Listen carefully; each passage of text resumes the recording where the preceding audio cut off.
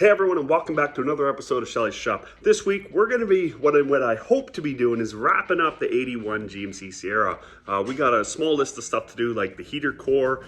There's something, it's not blowing heat, so we got to figure that out. We got to replace a little bit of rust in the kicker panel. I found it when I was rummaging around trying to figure out the heater problem. We got to investigate the gauge cluster. None of them are working except for the speedo, the brake light, and the engine oil light.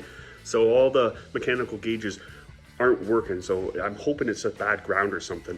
And we got to make a breather for it as well, because right now the breather is non-existent. And then we got a big surprise to kind of round up the whole truck, so stick around.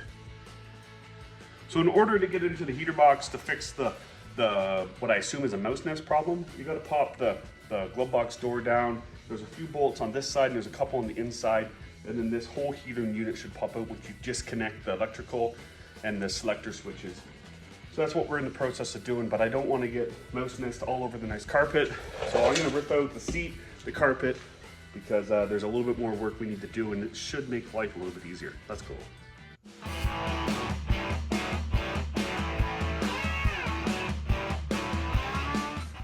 You get the seat out.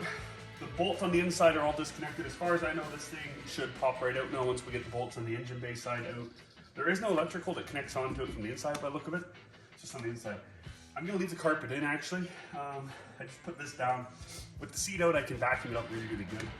It's not like I'm working with grease, I'm just working with some, just mouse particles, which isn't great. Who knows, there might not even be a nest in there, but I'm pretty sure there is. If I'm correct, it's this stud here and that stud there that have to come off, and then the inside should come out, and the heater core. I really don't want to disconnect that. I think it's actually leaking. So maybe the heater core will stay put, but it shouldn't. So in which case I need to figure out how to disconnect that without making a huge mess.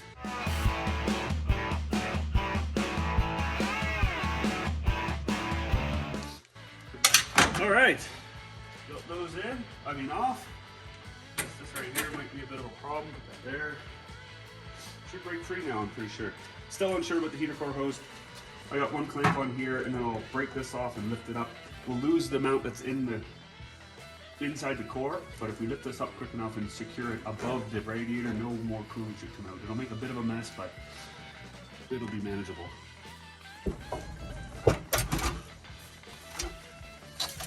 Oh yeah. So here's some of the problem right there. You know what the messed up part is? I actually took the heater core motor out and didn't see a mouse nest. Let's go look at the box itself. So this is not helping out the case of moving air whatsoever. That's never gonna do anything any good. Yeah, we gotta get all this cleaned out. You wanna stir it up as much as possible. Make sure you breathe it in as deeply as you can. Yeah.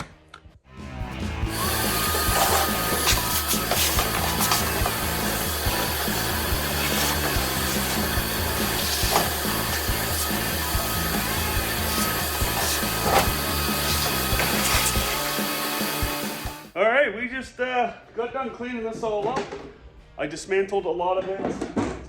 It wasn't overly difficult. I got right into my work. There was a lot of mouse fecal matter to take care of.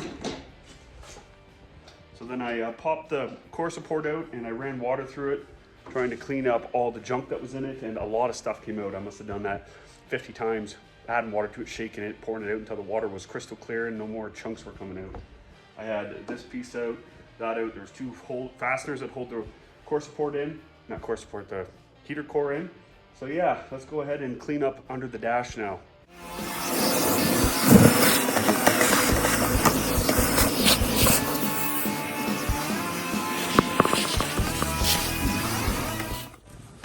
As you can tell, she's pretty gunky. I hit it up with some Lysol spray, which I quite like the smell of. I'm gonna wipe all that out. Around the corner seems okay.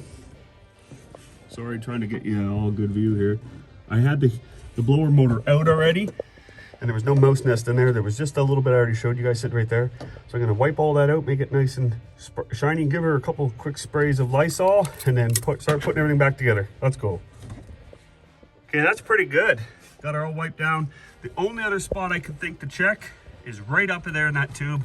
I can't see how the mice could get up there. I'm gonna poke my head up in there if I can, or maybe a mirror, and see if there's any mouse nest up there. Okay everyone, if you watched the last episode of Shelly's shop, I mentioned how I found a little bit more rust. This right here is gone. It's still fixable, so what I'm gonna do is I'm gonna cut along here and then make my own panel that'll sit down in there. I'll clean the floor up, hit it with some rust converter, and then I will weld in a new section, so then that will be nice and clean again. And then that should be the last of the rust. We've been all over the entire truck after this. So as you can see, it's not that bad. It's, I don't understand how it rotted out, but it did. I'm gonna have to come up to here, and I will cut a piece to form down into it, and I'll take a lip and probably bend it out so it goes on that angle, weld it in, and seam seal the whole thing in. It'll be as good as new when I'm done. Okay, this is looking pretty not bad. What I'm gonna do, because I can't put my things behind it to kind of hold it in place, I'm gonna tack right here, leave it so it's bent out, and then move it in as I go so I can get the whole thing lined up. It does line up pretty not bad, as you can see. Then I'll tack it in along here, and then I'll have to do a little bit of Bondo after I grind the welds down, and then I'll have to put seam sealer from the factory location back down. I'll bend these down and I'll trim this down so it acts as the clip for that. Everything's going along splendidly. Okay, here we go. Oh, that light moved on me, sorry about that. So I got some more stitching to do in here. And this is looking pretty not bad. The caulking, I'm gonna clean this up higher, and I'm gonna put new caulking all the way along here. Once I get this perfectly smooth, cleaned all up, put down some Bondo, and then cover it up with black paint, then I'll put the caulking down, or maybe the caulking and then paint it. It's looking really okay. Would say since I homemade that panel, it fit in there pretty not bad. Now, I believe from the factory, this panel would run straight down and tuck in between the floor and the B-pillar. So the two panels would join, and then this one would go down beside it, and it would sandwich and be spot welded together. But seeing as how this is a repair and not a full restoration, this is the best I can do with given what we're doing to this truck. All right, first round of Bondo's curing. We put on about 3-4 minutes ago. It'll take about 5-10 minutes to cure, and then we'll sand that down, and then we'll put this is fiberglass strand, just to be clear. I'll be putting a normal Bondo on top of that to smooth it all. This stuff resists water a lot better, and since we have no access to the backside, I can't put any type of sealant on it, so this is the best course of action if you find yourself in this exact scenario. Okay, first round of Bondo's on. We're gonna do one more for sure, and again, maybe a second one, and then we'll go from there. This is shaping up pretty not bad, in my opinion. Tell me what you think in the comments. All right, another coat of Bondo on. This one's a lot bigger. You're really feathering it out. We're gonna sand, again, most of this off, and it's gonna be for the better. We're getting close. I might do one more coat after this. We'll see how this one turns out. I don't see many bubbles in this, so it might just turn out perfectly. Yeah, gonna let this set up here for a few minutes, and then we'll start sanding on it, knock it all down, and then double check everything. So from my perspective, it's looking pretty good, pretty not bad. We're gonna go ahead and put some aerosol self-etching primer on there. It's black base, which should work pretty good for this because we're gonna paint it black anyways. At this stage, you hit it up with some paint or some primer and assess if you have any low spots. Usually when you put primer on, you can see it. You can see any imperfections, and then if you ignore them and put paint over top of that, they really start to stand out. So from my perspective, it looks and feels pretty not bad. So we're gonna go ahead, take the next step, and see what that does. And if we need to fix up anything, we will. If not, we'll move ahead with getting some black paint on this. Let's go. With my hand hitting it as a light, it's not really the best footage right now. All right, I don't see anything jumping out at me. We will see the Bondo come through because it'll suck up some of the paint, some of the primer. But that's okay. That's part of the process. You do a couple more coats, you sand it, another coat, and you won't see the Bondo lines through it anymore. At least that's how I've always done it. Yeah, let this cure, and then we'll see if our Bondo work was any good. All right, it's all painted up. It's got the sealant on there. Everything's looks like it's sealing up really nice. We're gonna go ahead and start to put in the heater box. It's really awkward filming, so it might not be the best footage. Just working inside the cab's really difficult when you're inside my shop. So today's shaping up like it's gonna be a beautiful day. So I might put the heater box back in, move the truck outside, and move on to the next things on our bucket list. Okay, now that the truck's outside and we got a lot of room to work and move around, let's go ahead and pop the gauge cluster out. I'd like to pop the dash out too, and see about finishing up cleaning the mouse nest out that's up there. Let's go.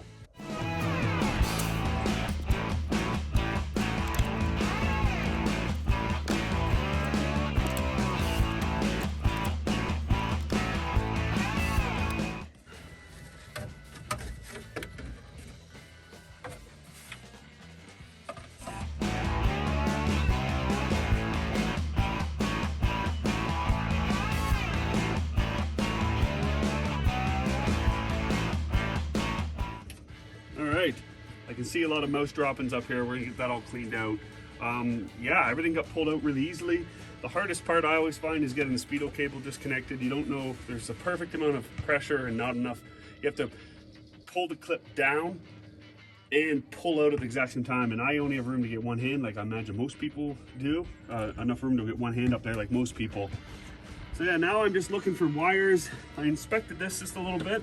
The gauge cluster, everything seems to be in good condition. I don't see any broken pathways on the printed circuit board.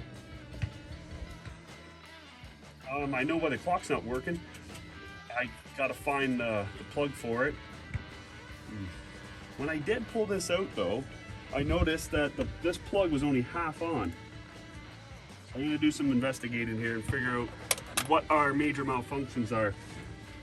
Because the battery one is actually working and everything else is not. It could be a wire malfunction, or it could be a sensor on the engine side that's no good. So we gotta do some troubleshooting here.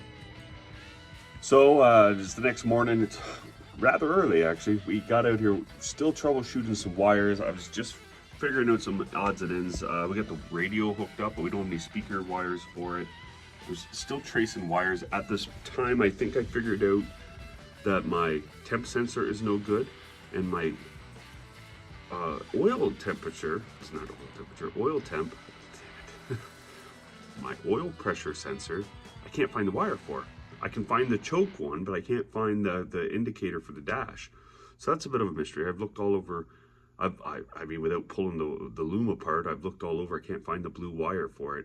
So yeah, so I figured out that the temp sensor is bad by popping it off and touching it to the engine block and watching it spike. So that is a clear indication that the sensor is no good. Yeah, and I'm debating about ordering one of those, and then I don't want to go and just buy a new oil pressure sensor because the one that's in the truck might be good, and the price they told me, it seemed really expensive. It was like 70 bucks. That's my price. Okay, I still need another coffee downrange. I was thinking about putting the dash, the gauge cluster back into it, and then testing out my lights, because yeah, I'm just running out of stuff to do. I've picked out all the other wires that don't need to be in there. We've just done a bunch of little tiny things. We got cleaned up all the mouse poo. Yeah. Okay, let's go ahead and put the gauge cluster back in to see if all the light bulbs are working. Oh, and I looked to make sure all the light bulbs were good, and they are. Yeah, I feel confident putting the gauge cluster back in and then putting the dash in. Let's go. So I've come to the conclusion that the gauge cluster itself is the issue here. I've had intermittent work and stuff, and now all of a sudden everything went kaput. I've troubleshot all the wires. Even if I put new sensors in, I'm not convinced that that'll be the problem. So what I'm going to try to do is source out a known working gauge cluster, swap that into it, and see if that'll work. I don't know if that's going to happen in this episode of Schelly's Shop, but that I think is the next logical step for us to do, because there's no red herring here. There's nothing saying, hey, this is the problem. I don't like throwing parts at stuff. So to me, that's the thing I'm most comfortable doing, is putting a different gauge cluster in, one that we know works, and see if that fixes the problem, because everything I'm doing is showing up with nothing wrong. And if all its, if everything points towards the gauges being the problem like it is, I like to try that before we go and throw $100 worth of sensor sets. So we're gonna go ahead, put the dash back in, put the gauge cluster back in, hook everything back up on the other side, and start reassembling the interior in this thing. Oh, we're gonna give it a good wipe down too.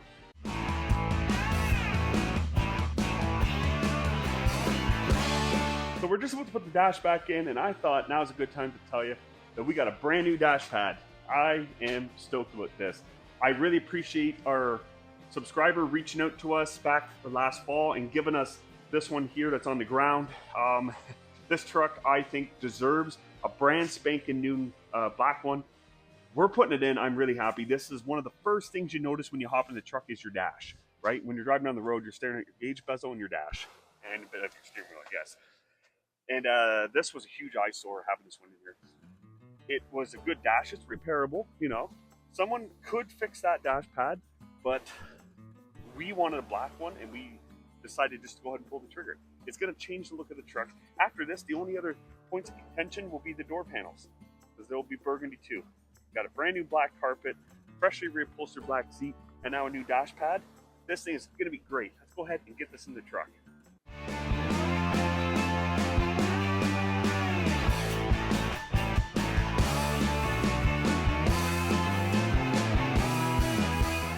Well, guys, dash and gauge bezels are in. Got to wipe it all down now. We got to clean the lower dash, clean the bezels, vacuum the carpet out, wipe down the seat, put the seat in, and then we got to clean the door panels, wipe down the windshield, and we got to do something with this roof. Then the interior's getting pretty close to being done. All right, gents, it's the time of the day where we get to do some arts and crafts. So this is for a 4-barrel carburetor. It's pretty standard sized. And this little engine is a 2-barrel, but it's got an intake on it I've never seen before. It goes around with a normal arc, and then it kind of goes, so kind of shaped like rounded, but with a roof on it. Yeah. So this here is what I'm talking about. I thought, why not set this on here? Sits on there pretty not bad. So I'm thinking I just might build a plate to sit down in here and go around there, alleviate the entire problem. Let's do that.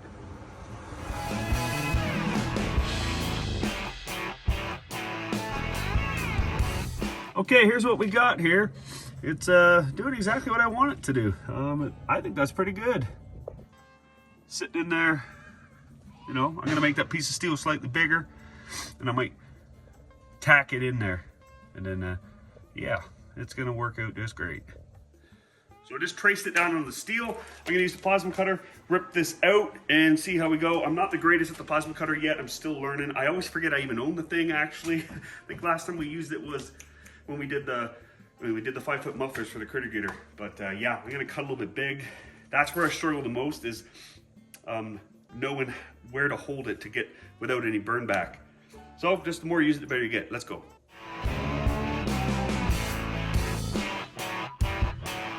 Yeah, I think this might work. If I put that in the vise and shape that down, I'll put it in the vise just like this. Actually, first I'm gonna try it on the truck and see how close I actually am. I don't think I'm very close. Let's go have a look. With no effort, it's already right there, is hidden over here. So I'm gonna mark it out with the marker here, making sure to put all kinds of debris down into the engine. Yeah, and then we'll just keep trial fitting like this. So the house just behind us here burned down today, or not burned down, but caught fire. Fire department was called, the roof was on fire, and it looked like it came up from inside. So there was a lot of traffic on the main street today, or main street, meaning my back alley, my main street to my house, which is not the main street of the town. Got a lot of traffic for considering what we normally do. So that's, if you hear a lot of vehicles in the background, that's the reason why. Normally we get one vehicle every 10, 20 minutes. Now we're getting a vehicle every minute. So it's a little harder to film in between cars. All right, gents, it's fitting pretty not bad. I'm gonna go ahead and put in a few tacks, test fit it one more time. And then if everything looks good, I'm gonna try to weld around, but this is really, really light steel. This here is made out of really Chinesium steel. I might just tack it so it's really, really firm, and then put some RTV a little scabby, but it would sealed up enough to do what this is going to do. Anyone that wants this truck, they're going to rip out that 2-barrel most likely, put a 4-barrel on, or take the time and track down the proper intake, because these aftermarket intakes, in my opinion, don't look the greatest on a stock looking truck. But it's what we got here at Schelly's shop, and that's what we're working with. We're going to get hammering this out right now. So there's only 2 people I know of in my life that could weld that thin as steel without any burn throughs and no problems whatsoever. One of them was my grandfather, who was a self-taught career welder, owned his own shop. If you watch the channel, you hear me talk from time to time. And the second person would be his youngest daughter, Velvet, my aunt. She was a really good welder. And look at that. Like a glove. That's on there pretty good, gents. I'm pretty tickled pink with myself. I'm gonna go ahead and try to tack that in really good, and then I'll see how that goes. Maybe Velvet, my grandfather, did teach me a thing or two. So there we got her, she's on. The paint's still kind of tacky. I'm fully aware I need a new air filter. This is just what I had on hand. I'm hoping to get a proper size filter, but it sits out, and I'll clean up the base once everything's set up. Yeah, this is looking pretty good. It turned out as good as I wanted. So I'm pretty happy with that. I can't argue. Yeah. So the dash, I want to say one more thing about the dash.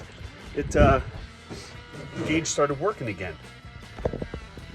And I have no idea what's going on. These square body wiring harnesses have always confused me. I've always heard they're a nightmare, and I'm starting to agree. There's probably people out there that know them like the back of their hands.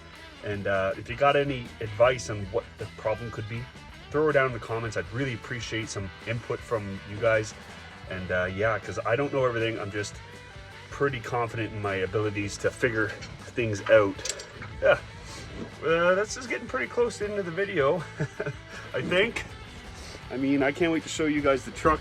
We did a whole bunch of interior work and the surprise. I can't forget about the surprise I promised you guys. First ride in the 81. My wife and I are going out for dinner. We got the brand new interior. I can't wait to show you guys in the 81. Yeah, this is your actual first ride in this thing. Remember when we first got into it? And it was greasy. Yeah, it was really gross. It had like, what's it called, rug everywhere. Yeah, it had a speaker carpet everywhere. So baby, tell me exactly how you remember this truck. Showed up at home on a trailer and said, I just bought this for like $400 at an auction. And it was a complete bucket of crap. It had mouse turds everywhere. It was destroyed. The seat was destroyed. There was carpet everywhere. Like, it was atrocious. But you really flipped it all around. We did it. The new dash looks so good. The interior really brought it together. And then all the rust repair. She drives so smooth, it's actually weird. Like, yeah. I was just in my 83 earlier, and it was like, this is like, woo, smooth sailing. Really good job. It was good. So the new, part of the surprise, which we're gonna start to tell you guys, is I got new door inserts and new pulls for the doors. I'm pretty happy with that. And we got a couple other little things to show you guys on the outside of the truck. We're gonna really round this truck up. Like, I'm gonna try to list off the things that I remember we did to it. We did a brake job, we put a used but fresh transmission in it, a TH350, a new windshield, new dash, got the seat reupholstered, new carpet, different door panels, all the lights, we had to go through all of that. Gosh, a tune-up, a redneck tune-up. Did an oil change on everything. Like, we just went around it and just did a redneck rebuild. The interior, it just shaped up so nicely. Yeah. And now we're gonna attempt to let it go. It's always sad to see it go. I love to see it leave. Make room for more. We're almost there, honey. You happy? McDonald's, that's where I said we were going out for dinner. Oh. Yay. You think I'm kidding? Yeah. Oh, there's BP. It's like the Canadian Arby's. It's like Christmas. Ta-da! Watch it be the wrong one, and we just haggled the guys at Napa for no reason. Went in after hours. Yeah. Well, they were flicking the sign off, like you noticed. It was exactly 6 o'clock. We were those people. Yeah. Lucky they all like me there. Oh beauty. Yeah. Oh man, I gotta clean. Like I said, I gotta paint the base, but it's looking a lot better. Oh, that's way too tall now. Oops, that's okay. I can change it again. I had to custom make that. Well, that's not ideal, but it is what it is. Partial win. Want to do a quick walk around the truck? So the thing I've been trying to keep from you guys all day has been the stuff we are doing to the outside of the truck. And it was a lot of work just trying to find the right parts for the truck. So I'm gonna go ahead and flip you around. We're gonna start at the grill. We're gonna work our way around the passenger side. So this grill was all smashed up before. We started and we got new light bezels for both sides. Found those at a swap meet there a couple weeks ago. And yeah, I tried to find a new grill to put a GMC grill back into it. Couldn't find the right one, and I thought there's no point putting one in unless it's the correct year, 1981. I'd like to put a bow tie if I can find one in there, and a hood ornament. There's two other things I want to do to it. Okay, moving to the left. Now the rear reveal. Bam, look at those rubbers. Those are sweet. Rally wheels that we sandblasted and painted with new to us rubber, good condition rubber. Yeah. This truck was really, really rusty. We did cab corners, cab corners, rockers, and rear wheel arches, and as well as a kicker panel in this video. Just, there's a few whiskey dents in the truck, but overall, this thing's really nice. It's a smooth running, driving truck. Oh, we lost the hubcap on the way here, beauty ring. Lucky we got more. Just a solid truck. We got to put door pins in the door, and I'm thinking, if we don't fall in love with this truck, we're going to send this thing down the road soon. Well, that's going to be a wrap for this episode of Schelly's Shop. I really hope you enjoyed what we did on this one. I know it was a bit of a random hodgepodge of just tidying up things on the truck. It was really nice to finish up a lot of the small stuff. And yeah, stay tuned until next time. Don't forget to like, share, and subscribe. It really does mean a lot for us. Until next time, cheers.